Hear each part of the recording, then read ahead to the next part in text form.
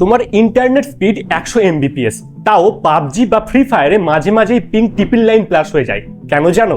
আমরা অনেকেই ভাবি ইন্টারনেট স্পিড বেশি থাকলেই গেম স্মুথ চলবে, কিন্তু স্পিড আর পিং দুটো একদম আলাদা জিনিস। বোঝার জন্য একটা সহজ উদাহরণ দিই। ধরো একটা ট্রাক তোমার বাড়িতে মাল নিয়ে আসছে। ট্রাকটা একবারে কতটা মাল নিয়ে আসতে পারে সেটাই হলো স্পিড। ট্রাক যত বড় হবে একসাথে তত বেশি মাল আনতে পারবে। কিন্তু রাস্তা যদি জ্যামে ভরা থাকে তাহলে ট্রাকটা যতই বড় হোক না কেন তোমার বাড়িতে পৌঁছাতে দেরি করবে, আর এই পৌঁছাতে যে সময় লাগছে সেটাই হলো পিং। তোমার ইন্টারনেট স্পিড 100 এমবিপিএস মানে তুমি সহজেই অনেক বড় বড় ফাইল ডাউনলোড বা আপলোড করতে পারবে। কিন্তু গেম খেলার সময় দরকার হয় প্রতি সেকেন্ডে সার্ভারের সাথে ছোট ছোট তথ্যের আদান প্রদান। তুমি কোন দিকে দৌড়ালে, কোন এনিমিকে গুলি করলে, এগুলো তোমার মোবাইল থেকে গেমের সার্ভারে গিয়ে আবার ফিরে আসে।